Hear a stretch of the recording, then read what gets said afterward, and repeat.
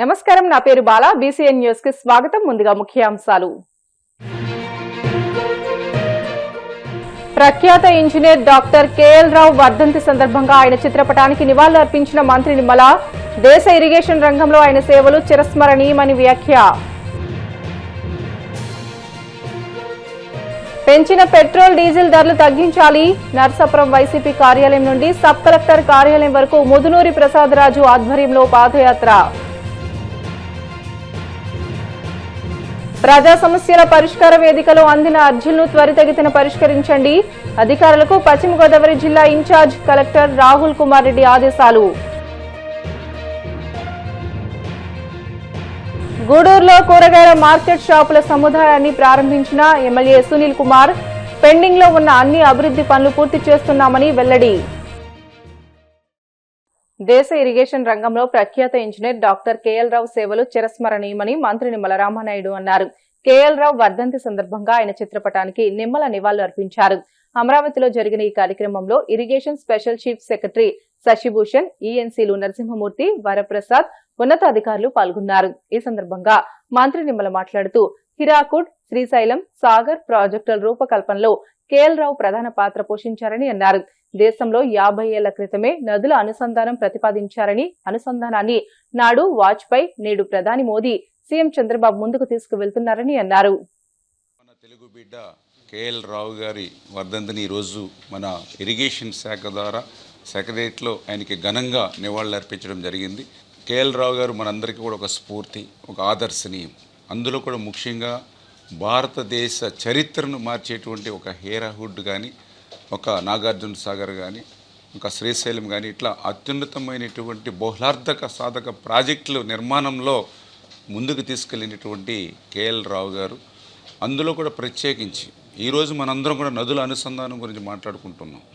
కానీ ఆయన అప్పట్లోనే భారతదేశంలో ఉన్నటువంటి కరువు కాటకాలు పోవాలి అని అంటే గంగానది, మహానది, గోదావరి, కృష్ణ, కావేరి అంటే ఒక గార్లెండింగ్ ఆఫ్ రివర్స్ అనేది, నదుల అనుసంధానం అనేది ఆ రోజు మన తెలుగు బిడ్డ కేఎల్ రావు గారు ప్రతిపాదించారు అని అంటే అందుకే ఆయన మనకు ఒక స్ఫూర్తి, ఒక ఆదర్శనీయం అని చెప్పి తెలియజేసుకుంటూ, అటువంటి కేఎల్ రావు గారి స్ఫూర్తిని ఆ రోజు వాజ్పేయి గారు, మరి ఈరోజు నరేంద్ర మోడీ గారు, అందులో ముఖ్యంగా మన రాష్ట్ర ముఖ్యమంత్రి చంద్రబాబు నాయుడు గారు ఆ కేఎల్ రావు గారు అందించినటువంటి నదుల అనుసంధానాన్ని దృష్టిలో పెట్టి ఆ రోజు గోదావరి నుంచి కృష్ణాకి పట్టిసీమ ద్వారా మరి అనుసంధానం చేయడం ద్వారా 1300 కోట్ల రూపాయలు పట్టిసీమకు వెచ్చిస్తే ఈరోజు 5 సంవత్సరాల్లోనే 50,000 కోట్ల రూపాయలు సంపదను సృష్టించినటువంటి పరిస్థితి మనం పట్టిసీమ ద్వారా చూసాం.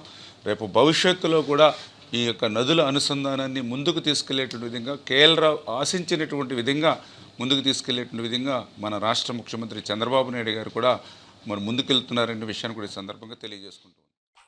పెంచిన పెట్రోల్, డీజిల్ ధరలు తగ్గించాలని వైసీపీ పశ్చిమ గోదావరి జిల్లా అధ్యక్షులు ముదునూరి ప్రసాదరాజు డిమాండ్ చేశారు. నరసాపురం వైసీపీ పార్టీ కార్యాలయం నుండి సబ్ కలెక్టర్ కార్యాలయం వరకు పాదయాత్ర చేశారు. అనంతరం ప్రసాదరాజు మీడియాతో మాట్లాడుతూ ఉన్న ఫలంగా ధరలు పెంచి 1000 కోట్ల భారం మోపడం సరికాదని అన్నారు.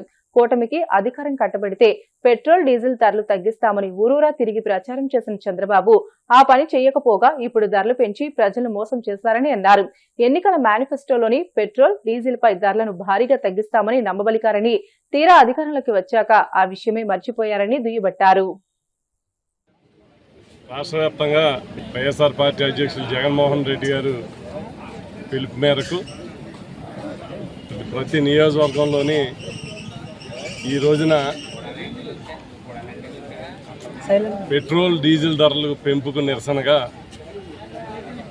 మేము ఈ రోజున నిరసన కార్యక్రమాన్ని చేస్తూ ఆర్డీఓ గారికి రికమెండేషన్ ఇస్తూ ఉన్నాం. ఎందుకనంటే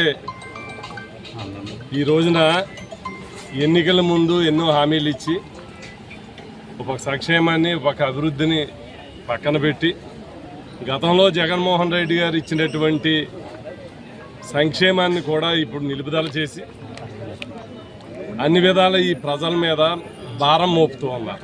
ఎందుకనంటే భారతదేశంలోనే అన్ని రాష్ట్రాల్లో కంటే ఎక్కువగా ఈ రోజున మన రాష్ట్రంలో డీజిల్, పెట్రోల్ ధరలు పెరిగి గత ఎన్నికల ముందు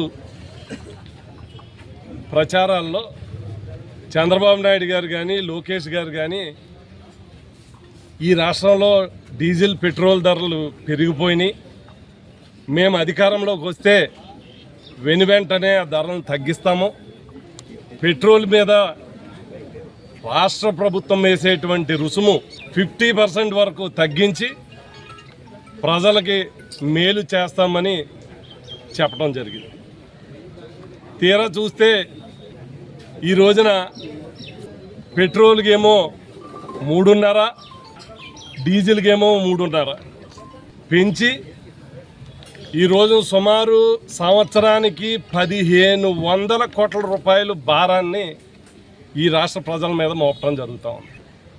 కనీసం ఈ రోజున ఒక పక్క అన్ని విధాల ప్రజల మీద భారం పడుతూ ఉంటే పెట్రోలు డీజిల్ మొన్నటిదాకా డీజిల్ కొరత సృష్టించి కృత్రిమంగా కొరత సృష్టించి ప్రజలను ఇబ్బంది పెట్టారు. ఎందుకునంటే ఈ రోజున రేట్లు పెంచడానికి మొన్న నిల్వలు పెట్టుకున్నారు, ఇప్పుడు రేట్లు పెంచి అమ్ముకుంటాం. ఆ రోజు ఎన్నికల ముందు ఏం చెప్పారు? పెట్రోల్ డీజిల్ ధరలు తగ్గిస్తామని చెప్పారా లేదా? మీరు చెప్పడమే కాదు, తెలుగుదేశం పార్టీ మేనిఫెస్టోలో పెట్టున్నారు, మేము అధికారంలోకి వస్తే పెట్రోల్ డీజిల్ ధర తగ్గిస్తాం, 1 లీటర్కి 28 రూపాయలు ఖర్చు రాష్ట్ర ప్రభుత్వం రుసుమేస్తూ ఉంది, దాన్ని 50% తగ్గిస్తామని మీరు ఎన్నికల ముందు మేనిఫెస్టోలో పెట్టున్నారు. ఈ రోజున మీరు ఇచ్చినటువంటి మాట నిలబెట్టుకోవటం గుడ్డేరు, మీరు ఇంకా పెంచుతూ ఉన్నారు. ఇవాళ ₹13.5 భారం భారతదేశంలో ఎక్కడా లేదు, ఒక్క ఆంధ్రప్రదేశ్ రాష్ట్రంలోనే ఉంది.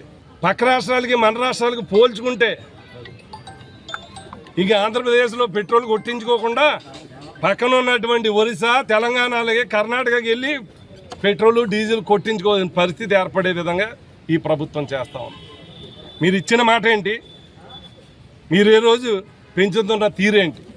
మొన్నటిదాకా కృత్రిమ కొరత సృష్టించి క్యూ లైన్లో డీజిల్ గురించి నుంచోబెట్టారా? ఈరోజు డీజిల్ రేట్లు పెంచి పెట్రోల్ రేట్లు పెంచి ప్రజల మీద భారం వేయటం ఎంతవరకు సమంజసం? ప్రజా సమస్యల పరిష్కారానికి ప్రభుత్వం అత్యంత ప్రాధాన్యత ఇస్తోందని ప్రజల నుండి అందిన ప్రతి ఫిర్యాదును అధికారులు క్షేత్రస్థాయిలో పరిశీలించి నాణ్యమైన శాశ్వత పరిష్కారం చూపాలని పశ్చిమ గోదావరి జిల్లా incharge collector T Rahul Kumar Reddy అధికారులను ఆదేశించారు. భీమవరం కలెక్టరేట్లోని పీజీఆర్ఎస్ సమావేశ మందిరంలో సోమవారం నిర్వహించిన ప్రజా సమస్యల పరిష్కార వేదిక, రెవెన్యూ క్లినిక్ కార్యక్రమాల్లో ఆయన పాల్గొని ప్రజల నుండి అర్జీలను స్వీకరించారు. ఈ సందర్భంగా రాహుల్ కుమార్ రెడ్డి మాట్లాడుతూ ప్రతి అర్జీని సానుభూతితో పరిశీలించి నిర్ణీత గడువులోగా పరిష్కరించాలని అన్నారు. ఈ కార్యక్రమంలో జిల్లా రెవెన్యూ అధికారి D Sivanarayana Reddy, DPO Y Dosireddy, Bhimavaram DLDO A Venkatalakshmi, collectorate పరిపాలనా అధికారి ఎన్ వెంకటేశ్వరరావు తదితరులు పాల్గొన్నారు. నెల్లూరు జిల్లా గూడూరు పట్టణంలోని ఐసీఎస్ రోడ్డులో నిర్మించిన కూరగాయల మార్కెట్ షాపుల సముదాయాన్ని ఎమ్మెల్యే పాసం సునీల్ కుమార్ టెంకాయ కొట్టి పూజలు నిర్వహించి ప్రారంభించారు. ఈ సందర్భంగా మార్కెట్ వ్యాపారస్తులు ఎమ్మెల్యేని ఘనంగా సన్మానించారు. అనంతరం ఎమ్మెల్యే మాట్లాడుతూ కూటమి ప్రభుత్వం వచ్చిన తర్వాత పెండింగ్ లో ఉన్న అభివృద్ధి పనులు పూర్తి చేస్తున్నామని తెలియజేశారు. గత వైసీపీ ప్రభుత్వంలో నూతన కూరగాయల మార్కెట్ ను అస్తవ్యస్తంగా నిర్మించి నిరుపయోగంగా వదిలేశారని అన్నారు. కూటమి పాలనలో మార్కెట్ లో పూర్తి స్థాయిలో మౌలిక వసతులు ఏర్పాటు చేసి నేడు ప్రారంభించడం జరిగిందని తెలియజేశారు. కూరగాయల మార్కెట్లో దాదాపు మొదటి అంతస్తులో 35 షాపులు, అలాగే గ్రౌండ్ ఫ్లోర్లో 39 షాపులు ఇక్కడ కట్టించారు. నేను ఒకటి మీకు చెప్పదలుచుకున్నాను. 2017లో నేను శాసనసభ్యుడిగా ఉన్నప్పుడు, అలాగే ఇక్కడ మా కిరణన్న వైస్ ప్రెసిడెంట్గా ఉన్నప్పుడు, అలాగే మా చెంచురామయ్య గారు, మా పులిమిశ్వర్ అందరూ కూడా కౌన్సిలర్గా ఉన్నప్పుడు ఇక్కడ ఆల్రెడీ మేము మార్కెట్ కట్టాలని చెప్పి తీర్మానం చేసి టెండర్ కూడా పిలిచారు అప్పట్లో దేవస్థానం చైర్మన్గా ఉన్నప్పుడు. కానీ దాని తర్వాత గవర్నమెంట్ మారిపోయింది. దాన్ని కూడా విజయ్ కుమార్ అనే అతను, విజయ్ భాస్కర్ అనే అతను పాడాడు ఈ యొక్క మార్కెట్ని కూడా. తర్వాత గవర్నమెంట్ మారిపోయిన తర్వాత అది క్యాన్సిల్ అయిపోయింది. తర్వాత మేము వేసిన ప్లాన్ వేరు, ఇప్పుడు వేసిన ప్లాన్ వేరు. ఈ ప్లాన్ చూస్తే మాకు కూడా బాధ అయింది, కానీ కట్టేసిన తర్వాత ఏం చేయలేము. కాబట్టి ఇక్కడ మీరంతా అప్పట్లాగా సులభంగా వ్యాపారాలు చేయలేరు. అంటే ఉన్న వాస్తవాన్ని చెప్పాల్సిన బాధ్యత అది కాబట్టి మీకు చెప్తున్నా. అప్పుడు బ్రహ్మాండంగా మీకు పెద్ద కొట్లు ఉన్నాయి, బ్రహ్మాండంగా ఇక్కడ వ్యాపారాలు చేశారు. ఒకవేళ చిన్న చిన్న అలాగే మా ఎస్సీసీఎల్ ఉపాధ్యక్షుడు సెక్రటరీ మా మనపాటి సేనయ్య గారు కూడా చూడలేదు సార్ అంటే మేము ఆల్రెడీ చూసాం ఒకసారి వచ్చి నేను మా కమిషనర్ గారు చించరామయ్య రహీం పోలీస్ అందరూ వచ్చి ఇక్కడ చూసాం. చూసిన తర్వాత మాకే అయ్యో అనిపించింది, ఏందబ్బా ఈ పరిస్థితి ఇట్లా మరీ అన్యాయం ఉంది, ఇట్లా ఉంటే ఎవరు ఇక్కడ వ్యాపారం చేస్తారు? పైన కట్టించారు, పైన ఏం వ్యాపారం జరుగుతాయి?